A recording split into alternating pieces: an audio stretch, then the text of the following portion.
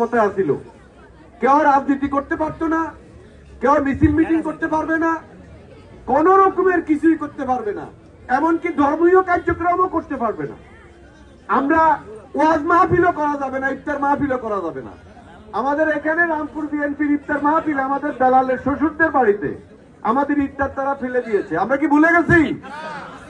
আমাদের ওয়াজ মাহফিল আমরা করতে পারতাম না, কিন্তু আমরা এখন আবার এটার অপব্যবহারও করি। এখন আমরা ওয়াজ মাহফিল করতে পারি কিন্তু আমাদের ওয়াজ মাহফিলে আবার বক্তব্য হয় কি, যে রাজনৈতিক বক্তব্য হয়। কি বক্তব্যটা?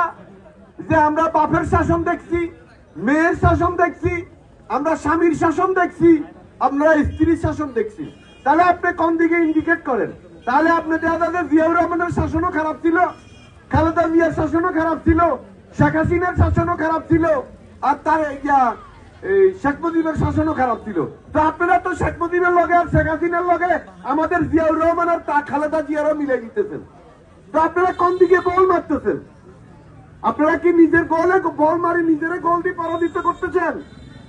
আমরা একটু ষড়যন্ত্র গুলার দিকে খেয়াল রাখতে হবে।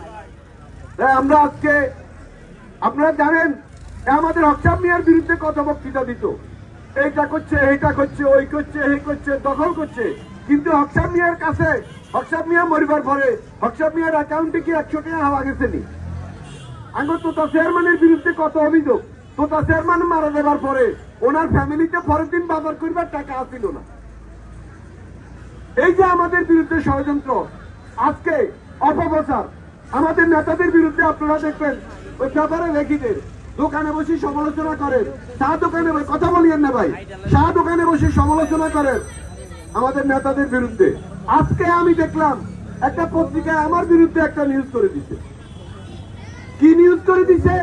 আমি নাকি বালু তুলতেছি নদী থেকে, আবার বালু তোলার বাধা দিছে, আর আমার লোকেরা নাকি তারে মারি আহত করছে। আমাদের একজন সাংবাদিক, আমাদের ওই সাংবাদিকে গত আইন শৃঙ্খলা কমিটির মিটিং এ বক্তব্য দিছে যে অস্ত্র হাত বদল হইতেছে। তাহলে অস্ত্র হাত বদল হইতেছে কার দিকে? ইঙ্গিত করতেছে বিএনপি রে, যে আওয়ামী লীগ এখন আগে অস্ত্র আসিল, আওয়ামী লীগের অস্ত্র কার কাছে যাইতেছে?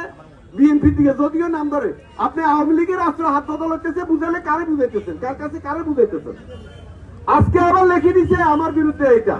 অথচ আমি গতকালকে আবু মাদিরাতে যে ব্রিজ হবে, আমি সত্য কথা বলছি, আল্লাহ একজন সাক্ষী আছে, মিথ্যা বললে আল্লাহ বিচার করবে।